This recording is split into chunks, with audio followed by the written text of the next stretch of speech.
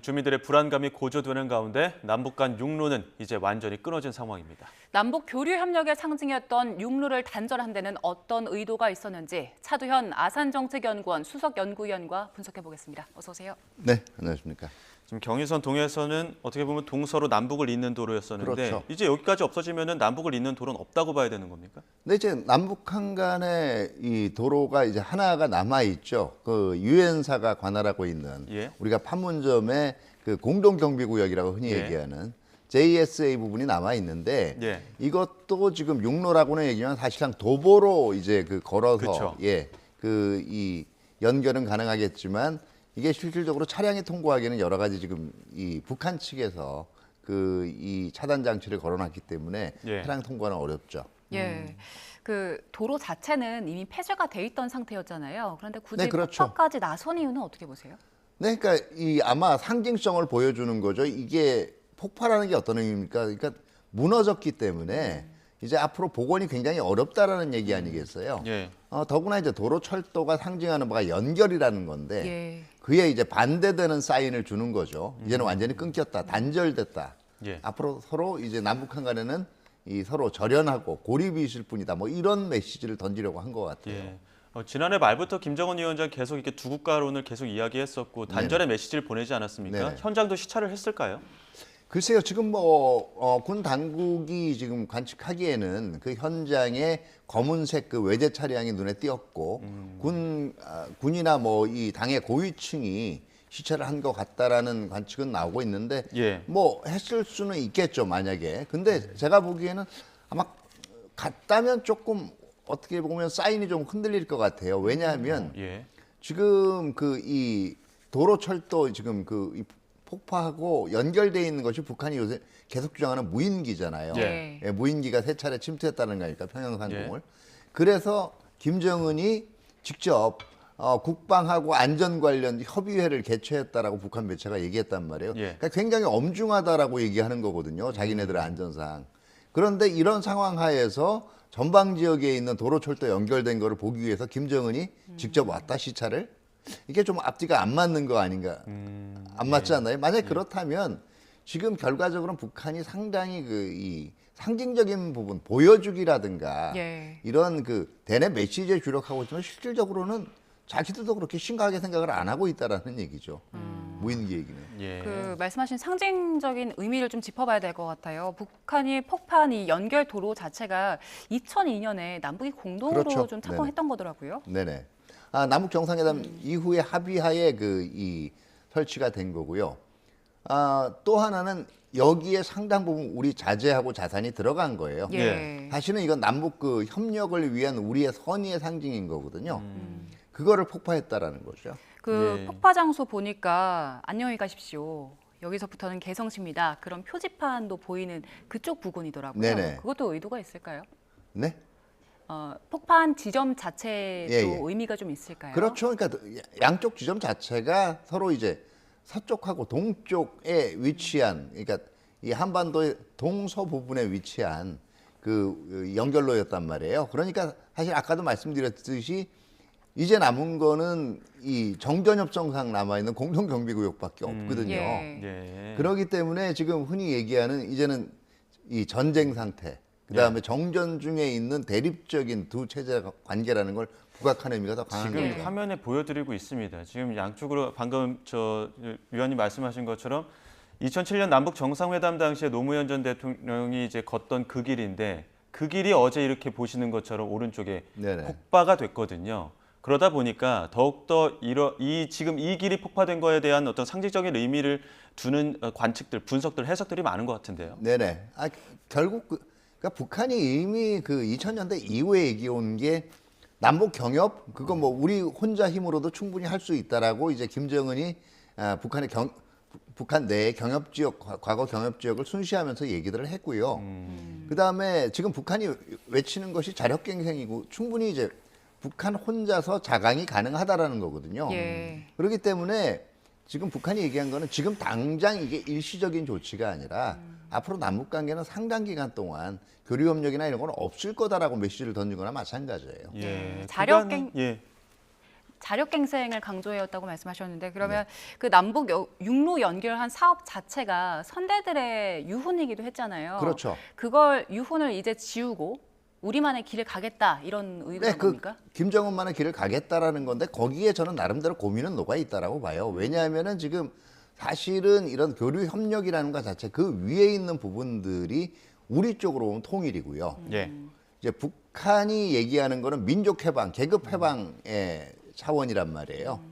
근데 지금 김정은을 흔히 얘기하는 공식주의가 국방위원장이지만 북한 내에서 통용되는 개념은 수령이란 말이에요. 그렇죠. 근데 북한에서 김정은의 할아버지인 김일성이 수령론을 처음에 만들 때 수령의 가장 큰 역할이 계급 해방하고 민족 해방을 영도하는 역할이에요. 이건 다른 말로 얘기하면 통일을 이끌어가는 걸출한 초인적인 영도자라는 얘기가 됩니다. 그러면 통일을 하기 위한 지도자로서 수령의 의의가 있는 건데 이걸 지향하지 않으면 수령 자체가 의미가 없어지는 거죠. 그러면 예. 지금 김정은 자신도 수령으로 지금 불리고 있거든요. 예. 그러면 스스로 자기 부정이 된다라는 딜레마가 있어요. 예. 두 번째는 이제 흔히 얘기해온 게 북한 주민들한테 얘기해온 것도 그 한반도 전역에서 혁명의 완성 그리고 민족 해방을 위해서 더 노력해야 되나 더 노력해 이게 무슨 얘기냐면 주민들의 노동력이라든가 아니면 주민들의 체제 충성도를 끌어올리기 위한 수단으로 얘기한 게 혁명론이었다고요. 예. 근데 이제 이게 포기가 돼버리면 이제 앞으로 주민들한테 내부 단합 측면에서도 오히려 마이너스가 될 수가 있고요. 예. 그리고 이제 또 마지막이 사실 남북한이 절연한다라는 게 이걸 한번 잘 봐야 되는 게 1950년대, 60년대 남북한 관계를 보면 북한이 굉장히 통일이란 거를 민족 통일이란 거를 굉장히 높게 내걸었어요. 우리가 네. 상대적으로 예. 소극적이었고요. 근데 한번 남북한 관계사를 돌아보면 1950년대, 60년대는 경제력이 북한이 우리보다 미세하게나마 우위였거든요. 그러니까 어떻게 보면 양쪽에서 더 자신 있는 쪽이 보다 통일 과정을 주도해 나가게 돼 있는데 더 거꾸로 이걸 끊는다라는 건 북한 주민들 입장에서 이제 자신이 없구나 예. 이렇게 비춰질 수가 있다라는 거예요. 예. 그런데 이제 최근에는 북한의 그 요새화 추진하는 배경 중에 하나가 북한 그 이탈 주민들을 좀 막기 위해서 일부러 더욱더 그 길을 걸어 잠그는 거 아니냐 이런 분석들도 있던데요. 네, 근데 지금 사실 군사 분계선이나 DMZ를 통해서 오는 북한 이탈 주민들 같은 경우 굉장히 이거는 뭐 어떻게 보면 생명의 위협까지를 감수하는 거기 때문에 예. 그렇게 많지는 않아요 케이스가. 예. 그러나 제가 보기에는 오히려 이거는 일반적인 북한 이탈 주민들보다는 북한 인민군 내에 즉 북한군 내의 동요를 방지하기 위한 하나의 지금 확성기 방송도 시작되고 예. 굉장히 어떻게 보면 어떤 북한 주민보다도 외부 정보에 많이 노출돼 있는 게 북한군이란 말이에요. 예. 북한군 다잡기의 이 의미도 있다라고 봐야 되겠죠. 예. 예, 저희가 조금 전에 그 접경 지역 연결해서 상황을 보여드리기도 했는데 접경 주민들 굉장히 불안감이 높아지는 불안할 상황이잖아요. 군사적 충돌 가능성에 대한 이야기들 지속적으로 나오고 있는데 네네. 만약에 북한 쪽에서 추가적으로 도발이 이어간다면 어떤 형태가 될까요? 네, 지금 분명히 아마 지금 여러 가지 변수가 있어요. 일단은 적대적 두 국가론이라고 북한이 흔히 얘기하잖아요. 근데 여기서 방점을 두고 있는 거는 따로따로의 단절의 의미보다는요. 적대 의미가 훨씬 더 커요. 그러니까 지금 사실 북한이 주로 띄우는 개념들은 남북한이 단절돼 있다는 것보다는 무인기 침투를 비롯해서 적대 관계에 있다라는 얘기를 한 겁니다. 예. 이걸 앞으로 계속 주민들한테 메시지를 던져야 될 거고 또 11월 5일 날 미국 대선이 있잖아요. 예. 그때까지는 한반도의 긴장을 올려놔야 미국 그 대선 후보들 내에서 한반도가 미국의 대외 정책상 굉장히 신경을 써야 될 중요한 곳이구나 하는 인상이 각인되지 않겠어요?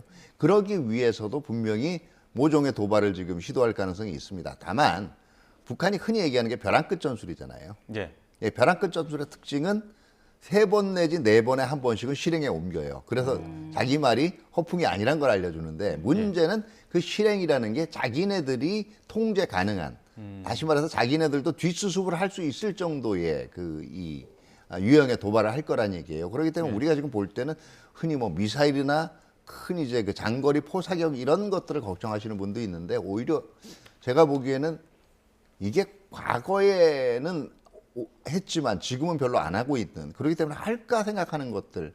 그러니까 2015년에 목함질의 도발도 그랬잖아요. 그러면 이제는 이제 DMZ나 이런 지역에서 수색 정찰을 하는 우리 인력에 대한 총격이라든가 뭐 그다음에 이 자동화기 그러니까 기관총이라든가 아니면 뭐 소구경 박격포 같은 걸 이용한 어떤 그래서 어떻게 보면 우리를 조금 내부에서 안보적으로 불안감도 들게 하면서 약 올리는 거죠. 한두 명 정도의 피해를 유발할 수 있는. 그다음에 이제 뭐 서해 이 북방 한계선 지역에서는 이 지역을 수시로 월선을 한다든가 아니면 그 지역 인근에서 작업하는 우리 어선들을 납포하려고 시도한다든가 이런 도발은 충분히 예상할 수가 있습니다. 예. 근데 지금 그 도발 양상들을 보게 되면 이전과 다르게 행동으로 하는 도발들이 많아지다 보니까 네네. 그 메시지보다 조금 더 날카로워진 거 아니냐. 그래서 이게 혹시나 더 세게 붙는 거 아니냐. 군사적 충돌로 가는 거 아니냐 이런 걱정들 많거든요. 네네. 여기에 대해서 가능성이 별로 없다고 보시는 겁니까? 네, 오히려 제가 보기 뭐그 가능성 자체를 배제할 수는 없어요. 근데 예. 북한도 그 상황까지는 지금 관리될 그 상황까지 발전이 돼 버리면 북한 내부에서도 관리가 안 될 거예요. 그렇기 때문에 제가 보기에는 그 부분까지는 가지 않도록 신중을 기할 가능성이 있는 거고 사실 예. 이번에 이 경의선 동해선 폭파 같은 경우에도 그렇게 떠들썩하게 폭음이 날 정도로 하지는 않았거든요. 예. 그러니까 나름대로 조절을 하고 있다는 얘기죠. 예, 그 북한이 위원님께서 말씀하신 방식의 도발을 이어간다면 우리 군은 어떤 대응해야 됩니까? 네, 첫 번째는 이제 어제 경의선 동해선 폭파 현장에서도 우리도 그렇게 크지 않은 범위 내에서 위력 시범을 보였단 말이에요. 그러니까 지금 일반적으로 우리 사회 내에서 가장 들 수 있는 키워드가 불안감이에요. 예. 이러다가 혹시 뭐 큰일이 나는 거 아닌가? 예. 그러면 거기에 대해서 우리가 잘 대비되어 있다는 거는 보여줄 필요가 있겠죠. 첫 번째가. 그다음에 두 번째는 북한이 단절을 얘기할수록 우리는 오히려 언제나 소통의 길은 열려 있고 그 결심은 북한 정권이 하기에 달려 있다는 메시지를 보내야 될 거고 뭐 지금 사실은 그 무인기 문제도 그렇고 지금 단절화해서 다 걱정하는 게 이러다가 우발적인 어떤 사태가 나는 거 아니냐 하는 거겠 예. 아니겠습니까? 우리가 정부에서 지금 8.15 통일 독트린 얘기할 때 남북한 이 대화 협의체 얘기를 했잖아요. 그러니까 지금 그런 걸 가동하자라는 촉구도 분명히 할 수가 있는 거죠. 예. 지금 북한이 지난 남북 연락사무소 폭파했을 당시에는 당일에 바로 내부적으로 보도가 있었는데 네. 이번에는 이 경의선 동해선 폭발을 하면서 내부 보도가 아직까지 안 나오고 있거든요. 결국은 보도는 할 거예요. 그런데 지금 중점이 아까 얘기한 경의선 동해선 폭파는 단절의 상징이거든요. 예.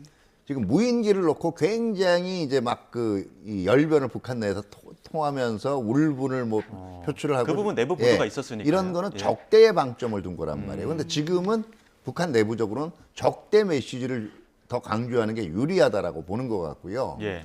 그렇기 때문에 최근에 북한군에서 자원 입대하거나 젊은 청년들 중에서 아니면 이미 과거에 이제 이미 우리로 치면 전역한 거죠. 예. 전역한 거에서 전역한 인력들 중에서 재입대를 하겠다라고 지금 그걸 보도하고 있는데 이 상황이 지금 어느 때랑 비슷하냐면 1976년에 예. 1916년 8월 18일 날 판문점에서 미군 장교들 도끼로 살해한 사건 예, 있잖아요. 예. 그 이후에 벌어졌던 상황하고 굉장히 유사해요. 그렇기 때문에 북한 내부적으로는 분명히 적대 메시지를 강조하면서 내부적으로 지금 흔들리지 말아야 된다. 그리고 주민들의 사상 통제 자체를 굉장히 지금 강하게 하고 있는 분위기이기 때문에 지금 당분간은 단절돼 있다. 그거는 연장선상에 적대의 연장선상에 불과한 거고요. 예. 그 부분이 더 강조될 수밖에 없고 그러다 보니까 지금 보도하지 않은 게 아닌가 이렇게 생각이 됩니다. 예. 교수님 제가 이해가 잘 안 돼서 그러는데요. 적대를 더 강조하려면 폭파한 것을 보도하는 게 더 효과적인 거 아닙니까? 자, 아까도 말씀드렸지만 그게 떠들썩하게 폭발을 하고 그러면 통제가 안 되거든요. 적대란 걸 강조하려면 당장 일촉즉발에 지금 예. 이 서로 사격이 왔다 갔다 할 수 있는 상황을 조성해야 되잖아요. 근데 폭파 자체가 그냥 북한 지역에서 그냥 일방적으로 우리가 건설한 도로를 폭파했다 그러면 그걸 가지고 그렇게 적대 이미지가 부각이 돼. 이제 끊겼구나 얘기는 되겠지만 예. 정말 무슨 일이 나겠구나 이런 생각은 안 할 거 아니에요. 예. 더 매운맛의 상황이 있어야지만 이제 북한 내부 그렇죠. 단속이나 어떤 자발적인 입대 상황을 더욱더 끌어올릴 수 있다 이렇게 네네. 보시는 그러니까 거죠? 그러기에는 전방 지역에서 그런 활동 벌이기에는 북한도 이게 통제가 불가능할 수가 있다고 생각하는 예. 거죠. 그렇게 따져봤을 때 우리가 설치해 준 건데 북한 측에서 폭발을 시키지 않았습니까? 네네. 그럼 우리 측 입장에서는 이거 책임 물어야 되는 거 아닙니까?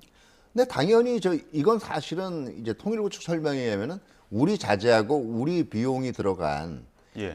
이거 차관용식이거든요. 그러니까 예. 이 무조건 무상으로 준 게 아니라 나중에 남북 경협이 진행되는 과정에서 사실은 북한이 사실은 상환을 해야 되는 것들이에요. 예. 그렇기 때문에 이걸 우리 자산을 무단 폭발을 했기 때문에 여기에 대해서는 이제 지금 지금 단기적으로 보면 사실 이거를 배상을 받을 방법은 없습니다. 근데 중장기적으로도 정말 북한이 자기들이 내부적인 어떤 사정 때문에 뭐 다시 경협에 나서기를 희망하고 이럴 경우에는 이건 분명히 걸고 넘어가야 되겠죠.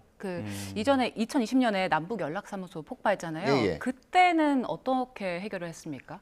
그 작은 당시에는 과정에서? 별다르게 그 문제에 대해서 이제 항의나 배상 문제는 얘기를 안 했는데 이 문제를 왜 걸고 넘어가야 되느냐 하면요. 자, 어떤 사회 간접 자본이나 시설을 북한 지역에 지어놨단 말이에요. 네. 근데 상황에 따라서 북한이 이걸 언제든지 폭파해 버릴 수가 있고 훼손할 수 있다라는 게 들면 앞으로 진짜 남북 경협을 하려고 할 때 북한 내 주요한 시설들을 건설하려고 할 때 국민들이 과연 이걸 납득할 수 있겠어요? 이게 안전할 수 있고 그 투자가 제대로 보존될 수 있다는 확신이 없는데 예. 누가 이거를 찬성을 하겠습니까? 위원장님 보시기에 지금 이 상황이 폭발의 어떤 규모라고 봐야 될까요? 이게 복원이 아예 불가능할 정도로 아예 단절이 되고 그 도로가 아예 훼손이 복원 가능한 정도가 아니라 보십니까? 광범위한 도로 구간, 지금 현재 폭파 상태로 볼 땐 광범위한 도로 구간 전체를 못 쓰게 만들어 버린 건 아니고요. 일종의 상징성을 부여를 한 거기 때문에 사실은 복원은 가능하겠죠. 근데 예. 그렇더라도 거기에 대해서 이 훼손 시도를 했다라는 것 자체에 대해서 우리는 문제를 걸어야 된다라는 거죠. 지금 이 북한이 네, 실질적으로 나중에 현장에 가서 봐야 되겠지만 어느 정도로 길이 심할지는 모르겠지만 저거 자체도 복원에는 상당한 비용이 들어갈 건 분명합니다. 뭐 예. 전액 자체가 그러기 때문에 다 날아간 건 아니지만요. 예. 이렇게 폭파한 것 자체가 북한이 최근 계속 얘기하고 있는 요새화의 일환이잖아요. 네네. 이후에 요새화 작업의 일환으로 또 어떤 작업들 진행할까요? 근데 이 지역에 이제는 이 도보로라도 이 지역을 통과할 수 없도록 이제 감시 초소 같은 거를 강화를 하든지 아니면 각종 이제 철조망이나 차단막 같은 거를 설치를 할 거고요. 이미 지뢰나 이런 거는 묻어놨거든요. 예. 그렇기 때문에 감시 장비, 그다음에 차단 장비 이런 것들이 더 강화가 될 거고 이 지역에서의 대립이란 걸 또 더 보여주기 위해서 이 지역에 중화기라든가 이런 것도 설치를 할 수가 있겠죠. 예. 예, 폭파 이후에 우리 측 대응도 있지 않았습니까? 우리 측 네네. 대응은 어떻게 좀 적절했다고 보십니까? 네, 그러니까 아까도 말씀드렸지만 이게 확전될 수 있는 상황은 회피를 한 거죠. 왜냐하면 이제 군사분계선 예. 100m 앞 정도의 표적지를 놓고 이게 이제 왜 100m 앞으로 했냐면 만약에 혹시라도 해가지고 이제 도비탄이라고 합니다. 예. 주로 그것도 포가 아니라 이제 K6 기관총이랑 K4 유탄 발사기를 이용해서 이제 사격 훈련을 했는데요. 예. 이게 이제 100m 이내면 이게 북측 지역으로 넘어가지는 않거든요. 이제 어떻게 보면 절제되지만 우리도 충분히 항상 이 상황을 예의주시하고 있고 대비하고 있다는 사인을 보내려 한 거죠. 우리도. 미 국무부에서도 관련 입장을 내놨습니다. 어떤 얘기했습니까? 네. 지금 상황들 자체가 결국은 한반도 긴장에 대해서 우려를 표명을 하고 북한의 이런 행위 자체가 한반도에서 혹시라도 충돌로 비화될 수 있는 그런 상황이기 때문에 자제를 촉구를 하는 이 내용이 주조를 이뤘죠.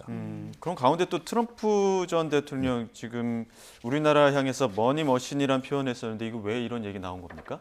자, 머니머신 그러면 일단은 이게 돈을 막 벌어들이는 기계란 뜻이잖아요. 예. 잘 산다라는 얘기예요.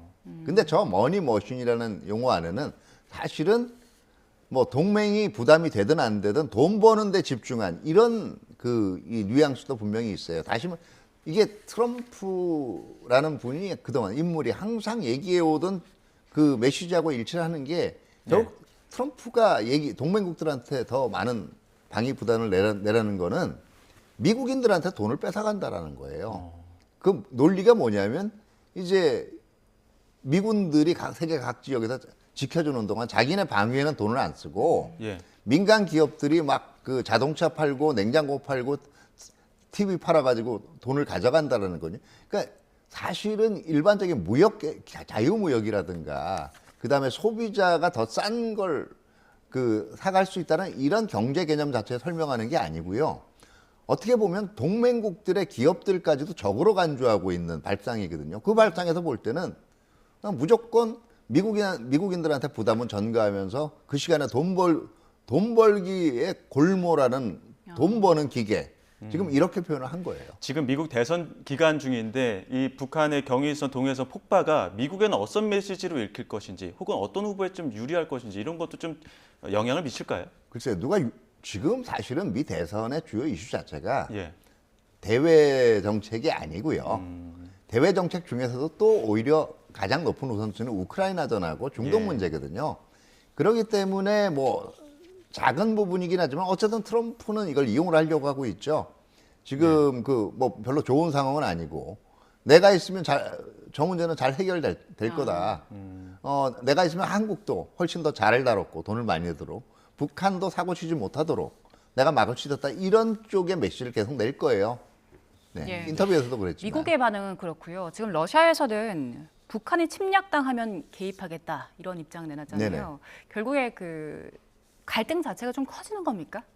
그렇죠. 그러니까 지금 어차피 북러 간의 신조약이라는 게 어느 일방이 군사적으로 이제 침략 당했을 경우에 거기에 대해서 이제 지금 군사적으로 조력하게 돼 있기 때문에 저건 원론적인 얘기인데 사실 지금 전체적인 구도는요.